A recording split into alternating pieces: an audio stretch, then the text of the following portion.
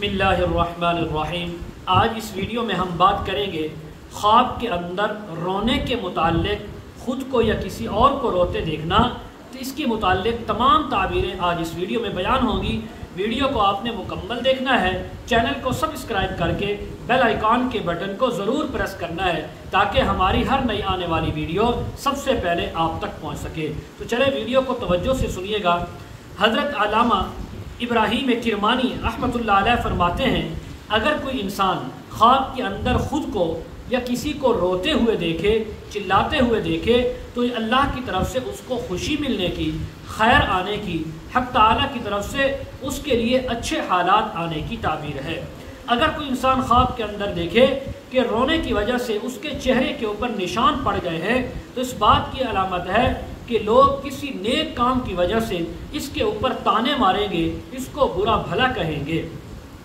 اگر کوئی خواب کے اندر دیکھے کہ وہ کسی گناہ کی وجہ سے یا کسی علم کی محفل میں یا قرآن مجید کو پڑھتے ہوئے رویا ہے یا روئی ہے، اور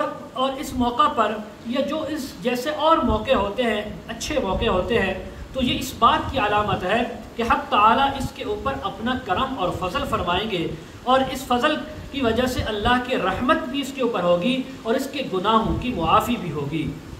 اگر کوئی انسان خواب میں دیکھے کہ انسان پہلے رو رہا تھا، رویا ہے، اور پھر کسی وجہ سے اس کو ہنسی آ گئی ہے اور وہ ہنس پڑا ہے اور اس کی آنکھوں سے آنسو بھی نہیں نکلے، تو یہ گزشتہ کام کے نہ کرنے پر انسان افسوس کرے گا اور اس کے اوپر رنجیدہ اور غمگین ہوگا۔ لیکن گزشتہ کسی گناہ پر اس انسان کو توبہ کی توفیق ملنے کی بھی تعبیر ہو سکتی ہے۔ اگر کوئی انسان خواب کے اندر دیکھے کہ وہ کسی ماضی کے کام پر، مصیبت پر رو رہا ہے، نوحہ کر رہا ہے، چلا رہا ہے، تو اس بات کی علامت ہے کہ اس انسان کو خوشی اور راحت ملے گی۔ غیر شادی شدہ ہے تو اللہ تعالیٰ اس کو شادی کی نعمت عطا فرمائیں گے۔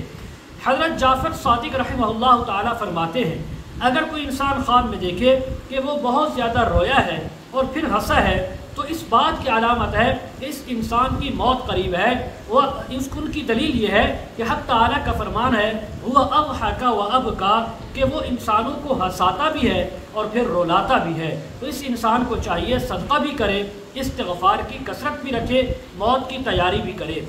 مزید اگر آپ اس کے متعلق تعبیریں، وظائف یا مسائل پوچھنا چاہتے ہوں، استخارہ کروانا چاہتے ہوں، روحانی یا ازدواجی مسائل کے سلسلے میں بات کرنا چاہتے ہوں، ویڈیو کے کمنٹ سیکشن میں یا ڈسکرپشن میں ہمارا واٹس ایپ نمبر موجود ہے، آپ حضرات کانٹیکٹ کر سکتے ہیں۔ وآخر دعوانا ان الحمد للہ رب العالمین۔